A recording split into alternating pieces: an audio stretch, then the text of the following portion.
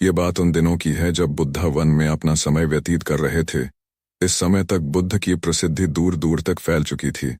बहुत दूर दूर से लोग अपनी चिंताओं और परेशानियों का समाधान हेतु बुद्ध के पास आते थे। ऐसे ही एक दिन जब बुद्ध मवन में अपने शिष्यों को प्रवचन दे रहे थे, तभी एक अधेड़ उम्र का व्यक्ति अपने नौजवान पुत्र को अपने साथ लिए बुद्ध की तरफ चला आ रहा था। जब यह प्रवचन स्थल के पास पहुंच गए तो बुद्ध ने एक नज़र उन पर डाली और इशारे से बैठने के लिए कहा। जब प्रवचन समाप्त हो गए और सभी लोग वहां से चले गए तो बुद्ध ने उस व्यक्ति को अपने पास बुलाया और बैठने के लिए कहा। वहां चारों तरफ हरियाली छाई हुई थी, मौसम बहुत सुहाना था और तरह तरह के पक्षियों की आवाजें गूंज रही थी। ऐसा नज़ारा देखकर उस व्यक्ति को अंदर से असीम शांति महसूस हो रही थी। इसके बाद बुद्ध ने उस व्यक्ति से आने का कारण पूछा तो इस पर व्यक्ति ने कहा, तथागत मैं 2 दिन की लंबी यात्रा करके अपने पुत्र को आपसे मिलवाने लाया हूँ। यह मेरा इकलौता पुत्र है और यह हर समय थका थका रहता है। ऐसा लगता है जैसे इसके अंदर कोई जान ही ना हो। इसका स्वभाव भी काफी चिड़चिड़ा सा हो गया है। अगर हम इससे कुछ भी कहते हैं तो यह हमारी छोटी छोटी बातों पर गुस्सा हो जाता है। इसके देखने की क्षमता भी उम्र से पहले ही कमजोर हो गई है और इसके बाल भी सफेद पड़ने लगे हैं। इतनी कम उम्र में मैं इतनी बड़ी उम्र का लगना, मुझे तो कुछ समझ नहीं आ रहा है। तथागत मैं अपने पुत्र के स्वास्थ्य को लेकर बहुत चिंतित हूँ। जब मैं अपने पुत्र को वेद जी के पास लेकर गया तो उन्होंने कुछ औषधि दी और कहा अपने पुत्र को तनाव कम लेने के लिए कहो। वह अपने दिमाग में बहुत अधिक तनाव लेता है, इसलिए उसकी ऐसी हालत हो गई है। लेकिन मैंने उसको बहुत समझाने के बाद भी तनाव का मतलब समझ नहीं आया। मुझे नहीं पता कि तनाव होता क्या है, यह किन कारणों से आता है और उसे कैसे अपने पुत्र के दिमाग से निकालूं। लेकिन मुझे सबसे पहले तो यह समझना है कि तनाव होता क्या है। इसीलिए तथागत मैं आपके पास आया हूँ। कृपया आप मेरी समस्या का समाधान कीजिए। यह सुन बुद्ध उसके पुत्र को बड़े ध्यान से देखते हैं। उसके चेहरे को देखते हैं, उसकी आंखों को देखते हैं और फिर उसके हाथों की नब्ज को भी देखते हैं। यह सारी विधि करने के पश्चात बुद्ध उस व्यक्ति से कहते हैं कि तनाव लेना तो कोई नहीं चाहता, लेकिन फिर भी यह तनाव लोगों के दिमाग को दीमक की तरह पकड़ लेता है और व्यक्ति जान भी नहीं पाता है कि वह तनाव में जी रहा है। लेकिन अगर व्यक्ति तनाव के कारणों को अच्छे से समझ लेता है और तनाव के बारे में कोई ऐसा पैमाना बना लेता है जिससे वह जान सके कि वह गेटियानोर में है, तो वह इस समस्या का समाधान भी खोज सकता है। सबसे पहले तो तुम ये समझो कि तनाव होता क्या है। जब भी कोई व्यक्ति कोई काम कर रहा होता है लेकिन उसका मन कहीं दूर भटक रहा होता है, कल्पनाओं में होता है, तो उसके शरीर और मन के बीच एक दूरी पैदा हो जाती है। यह दूरी जितनी अधिक होगी, व्यक्ति उतनी ही ज्यादा बेहोशी की अवस्था में होता है और शरीर व मन के बीच की इसी दूरी और खिंचाव को तनाव कहा जाता है। आखिर कोई पसंदीदा खेल खेलने के बाद व्यक्ति चुस्ती और प्रसन्नता से क्यों भर जाता है, जबकि उसने तो अपने शरीर को थका है। लेकिन समझने वाली बात यह है कि खेलते समय मन और शरीर एक साथ पूरी तरह से उस खेल में केंद्रित होते हैं, जिससे शरीर और मन के बीच दूरी पैदा नहीं होते और कोई तनाव पैदा नहीं होता। और अगर दिमाग में कोई तनाव था तो वह भी दूर हो जाता है। लेकिन इसके विपरीत जब हम कोई ऐसा काम करते हैं जो हमें पसंद नहीं है, तो हमारा शरीर तो उस काम को कर रहा होता है, लेकिन हमारा मन कहीं दूर कल्पनाओं में भटक रहा होता है, जिससे शरीर और मन के बीच एक दूरी पैदा हो गई और तनाव ने जन्म ले लिया। इसीलिए व्यक्ति को एक समय पर सिर्फ एक ही काम करना चाहिए और अपने तन और मन की सारी शक्ति उसी एक काम पर लगा देनी चाहिए, जिससे व्यक्ति के अंदर तनाव पैदा ही ना हो। इसके बाद बुद्ध ने कहा तनाव पैदा होने के मुख्य 8 कारण होते हैं और जिसने इन कारणों को समझ लिया वह जीवन भर तनाव मुक्त रह सकता है। मुख्य कारणों में सबसे पहला कारण है अति महत्वाकांक्षी होना। अच्छी बात है, लेकिन क्या कभी आपने इस बात पर ध्यान दिया है कि इंसान के लक्ष्य कभी पूरे ही नहीं होते हैं। उसका एक लक्ष्य पूरा हुआ नहीं कि वह दूसरे की तरफ भागने लगता है, दूसरा पूरा हुआ तो तीसरे की तरफ, और इस तरीके से वह अपने लक्ष्यों को पाने के लिए जिंदगी भर गोल घूमता रहता है। इसीलिए जो व्यक्ति अति महत्वाकांक्षी होता है, जिसने बड़े बड़े लक्ष्य बनाए होते हैं, वह वर्तमान में कभी रह नहीं पाता है। उसका मन सदैव भविष्य की योजनाएं बनाने में ही व्यस्त रहता है।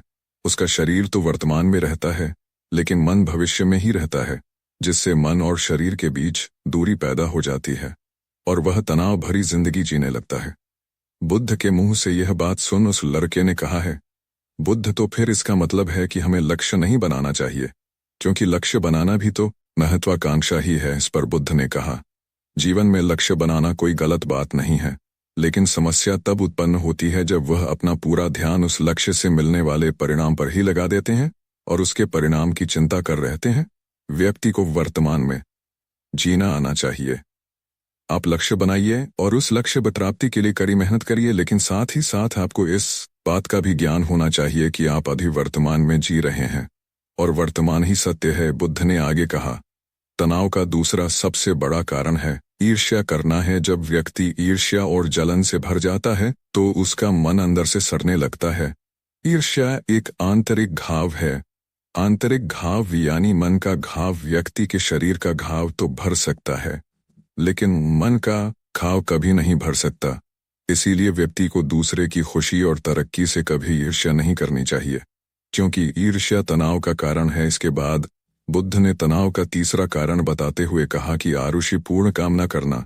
इससे भी मन में तनाव पैदा होता है। जो काम करना हमें पसंद ही नहीं है, जिस काम में हमारी रुचि ही नहीं है, उस काम में हमारा मन लग ही नहीं पाएगा। हमारा शरीर तो वही बैठा रहेगा, लेकिन हमारा मन कल्पनाओं की उड़ान भरेगा, जिससे शरीर और मन के बीच दूरी पैदा हो जाती है और व्यक्ति तनावग्रस्त हो जाता है। इसीलिए इंसान को हमेशा अपनी रुचि के अनुसार ही कार्य करना चाहिए। अगर व्यक्ति ने यह पता कर लिया कि उसे कौन सा काम करना पसंद है और वह उसी काम को अपने जीवन का लक्ष्य बना लेता है, तो फिर वह काम उसके लिए काम नहीं बल्कि एक खेल बन जाता है। फिर बुद्ध ने कहा, तनाव का चौथा कारण होता है किसी दूसरे से अच्छा रखना। बुद्ध ने उस व्यक्ति की ओर इशारा करते हुए कहा, एक पिता होने के नाते तुम्हारी अपने पुत्र से बहुत सी अपेक्षाएं होगी कि तुम्हारा पुत्र एक बहुत ही कामयाब इंसान बने, तुम्हारा नाम रोशन करे जैसा तुम चाहते हो, उस तरह का जीवन वैशन करे जैसा तुम चाहते हो, ये तुम्हारी हर बात माने। लेकिन क्या आज तक कभी किसी की सारी अपेक्षाएं पूरी हुई है?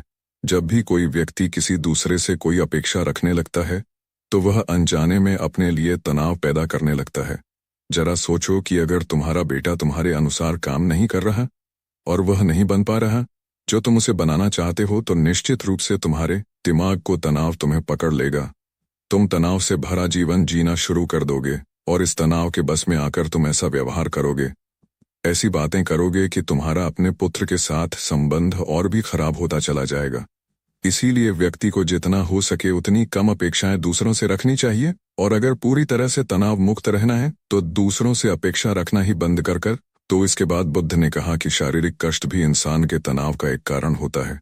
जब व्यक्ति किसी शारीरिक पीड़ा से गुजर रहा होता है तो उसका पूरा ध्यान अपने उस शारीरिक दर्द पर होता है और वह पूरे दिन बस उसी के बारे में सोचता रहता है, जिससे उसका मन दुख के विचारों से भर जाता है और ऐसी स्थिति में व्यक्ति तनावग्रस्त रहने लगता है। यह सुन उस व्यक्ति ने कहा कि हे बुद्ध, शारीरिक दुख तो किसी भी व्यक्ति को हो सकता है, तो फिर क्या हुआ, व्यक्ति जीवन भर तनाव में ही जिएगा? इसका जवाब देते हुए बुद्ध ने कहा कि इंसान को यह बात समझनी चाहिए कि हमारा जीवन दुखों का आधार है। जैसे जैसे हमारा जीवन आगे बढ़ता है इसमें दुख आते हैं, बीमारियां आती है और फिर अंत में मृत्यु भी आती है। तो बीमारियां इंसान के जीवन का अभिन्न अंग है, कोई इनसे बच नहीं सकता।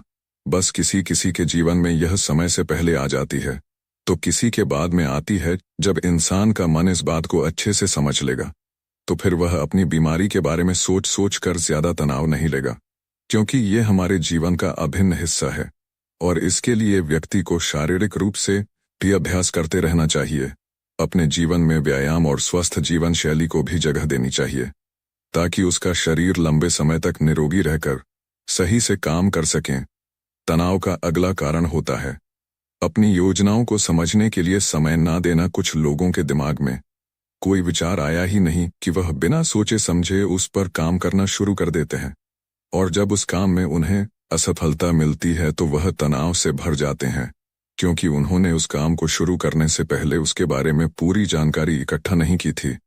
इंसान को कोई भी काम शुरू करने से पहले उसके अच्छे और बुरे परिणामों के बारे में ठीक से सोच विचार कर लेना चाहिए। इंसान को इस बारे में भी सोच लेना चाहिए कि अगर यह योजना सफल नहीं हुई तो फिर इसके बाद मैं क्या करूंगा। इसलिए व्यक्ति को अपनी योजनाओं को ठीक से समझने के लिए पूरा समय देना चाहिए ताकि बाद में उस योजना की वजह से तनाव पैदा ना हो। तनाव का सातवां सबसे बड़ा कारण है टाल मटोल करना, आज के काम को कल पर टालना। आप लोगों ने यह कहावत तो सुनी होगी कि आलस्य इंसान के शरीर का सबसे बड़ा शत्रु है। इंसान आलस्य की वजह से आज के काम को कल के लिए टाल देता है और फिर काम को टालना उसकी आदत बन जाती है।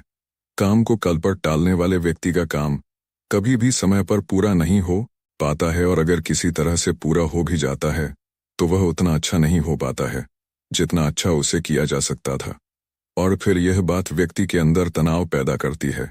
लेकिन काम को टालना या काम को एकदम अंत समय पर करना एक आदत है, इसीलिए व्यक्ति ना चाहते हुए भी बार बार अपनी इस आदत का शिकार बन जाता है और काम को टाल रहता है। और फिर जब काम की समय सीमा पास आ जाती है तो वह तनाव से भरकर काम को पूरा करने का प्रयास करता है। इसीलिए तनाव मुक्त रहने के लिए व्यक्ति को काम को टालने की आदत छोड़नी पड़ेगी, और यह तभी संभव है जब व्यक्ति काम को समय से पहले खत्म करने का निश्चय करें। सबसे आखिरी और सबसे प्रमुख कारण जो तनाव का होता है वह है ज्यादा सोचना। लगातार सोचते रहना भी एक बीमारी है, और यह उस व्यक्ति में सबसे ज्यादा पाई जाती है जो सिर्फ कल्पनाएं करता है, जो अतीत की घटनाओं और भविष्य की बातों के बारे में सोचता रहता है, जो बेवजह के अनुमान लगाता रहता है।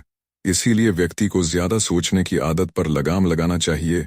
इसके लिए जितना हो सके खुद को काम में व्यस्त रखना चाहिए और हर दिन ध्यान का अभ्यास करने को अपने जीवन का हिस्सा बना लेना चाहिए। बुद्ध के मुंह से यह सारी बातें सुनकर उस व्यक्ति ने हाथ जोड़कर कहा, बुद्ध, मेरा पुत्र तो अभी मात्र 20 वर्ष का ही है और इसमें अभी इतनी समझ भी नहीं है कि यह आपकी बताई सारी बातों का एक साथ पालन कर सके। आप कृपया करके तनाव मुक्त रहने का कोई आसान सा तरीका बता दें जिससे मेरा बेटा उसका अनुसरण भी कर सके और तनाव मुक्त भी रह सके। उस व्यक्ति की यह प्रार्थना सुन बुद्ध ने कुछ सोचते हुए जवाब दिया, अगर तुम इतनी सारी बातों का पालन नहीं कर सकते हैं तो इसके लिए एक बहुत ही आसान विधि है। तुम एक बार में एक काम को करने पर ध्यान लगाओ। जो भी काम कर रहे हो उस समय पर सिर्फ उसी काम को करो, सिर्फ उस पर ही अपना पूरा ध्यान लगाओ। और अगर तुम्हारा मन इधर उधर भटक जाता है तो जैसे ही तुम्हें याद आए उसे वापस फिर उसी काम में लगा दो। यह सबसे आसान और अच्छा तरीका है तनाव मुक्त रहने का। जब तुम भोजन करो तो उस समय सिर्फ भोजन ही करो, उसके पूरे स्वाद का आनंद लो, उसका अनुभव करो। जब चलो तब अपना पूरा ध्यान सिर्फ चलने में ही लगा दो। इससे तुम्हारा मन और तुम्हारा शरीर दोनों एक जगह पर केंद्रित रहेंगे, दोनों के बीच दूरी पैदा नहीं होगी जो कि तनाव का मुख्य कारण होती है। इसीलिए जहां तक संभव हो सके एक समय पर सिर्फ एक ही काम करने का प्रयास करें, वह भी पूरे ध्यान के साथ। दोस्तों, आशा करता हूं कि आपको इस कहानी से काफी कुछ सीखने को मिला होगा। धन्यवाद।